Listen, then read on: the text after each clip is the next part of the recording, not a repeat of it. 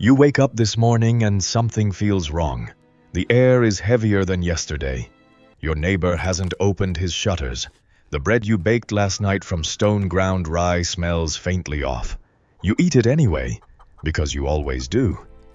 But today, 3 houses down, a man is coughing blood into the street. Nobody stops walking. Nobody helps him, because everyone already knows what that sound means. It is 1348, and what is coming for you has already killed half of Central Asia. The question is not whether it will find your village. The question is whether you will last long enough to understand what's actually killing you, before the cure becomes worse than the disease. You live in a small village in Western Europe, somewhere between the fields and the forgetting. Your diet is built around stone-ground bread, heavy, gritty, and so abrasive that by the time you're 35, your teeth are worn flat. You drink low-alcohol ale every single day, not because you're trying to get drunk, but because the water will kill you faster. Contaminated wells are a fact of life. The ale is a caloric supplement. It is, paradoxically, safer. Your dentist is a barber surgeon.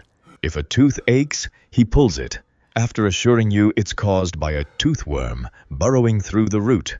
There is no anesthesia, there is no germ theory, there is only pain and the prayer that it doesn't get infected. Here is what's strange about your teeth compared to ours. You have almost no cavities. Sugar is a luxury only the nobility can afford. Your diet is brutal, but it is also, in this one narrow way, kinder to your mouth than the modern world would ever be. But none of that will matter when the autumn winds bring something none of your village healers have ever seen. In 1347, merchant ships dock in Sicily, carrying sailors who are already dying. Within weeks, Italian ports are reporting swollen black lumps in the groin and armpits. The disease moves inland at a speed that defies explanation for people who believe illness comes from bad air. Miasma, the physicians say. Avoid the bad air. Burn perfume. Wear a beak mask filled with herbs. They are wrong, but they don't know that yet. And by the time they figure it out, you will already be gone.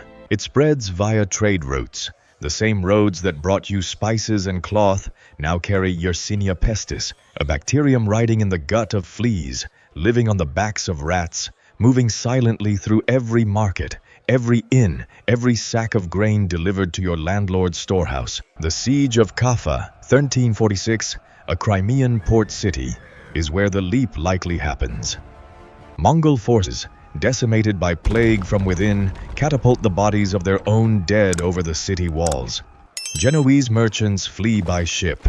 The rats travel with them. History's first known act of biological warfare becomes the spark that lights Europe on fire. When plague reaches your village, it does not announce itself. Your youngest child develops a fever on a Tuesday. By Thursday, the bubo under her arm is the size of a plum. She cannot sit up. She screams when you touch her.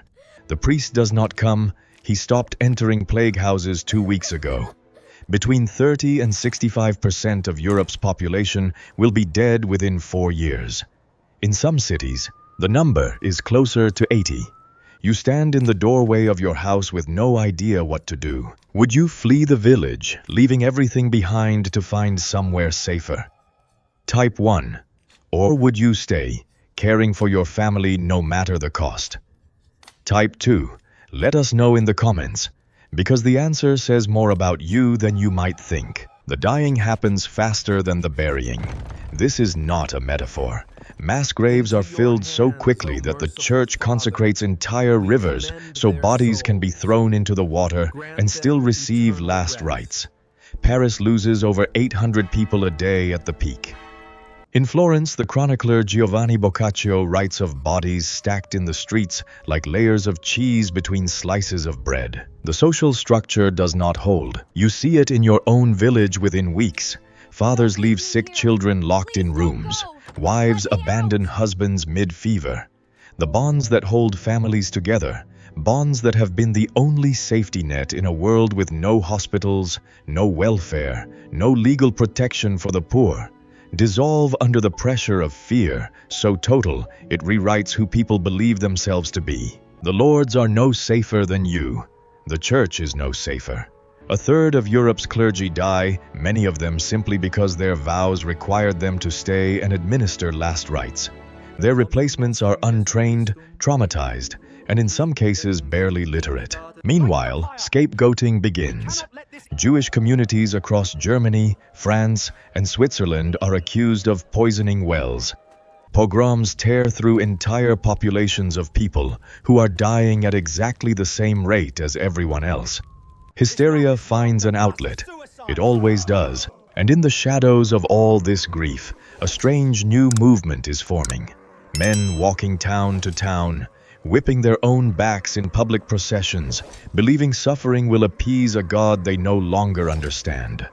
The flagellants are coming, and they will carry the plague with them wherever they march. By 1351, somewhere between 25 and 50 million Europeans are dead.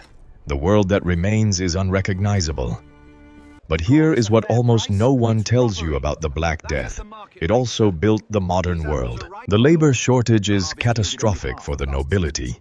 When a third of your workforce dies, you cannot simply replace them.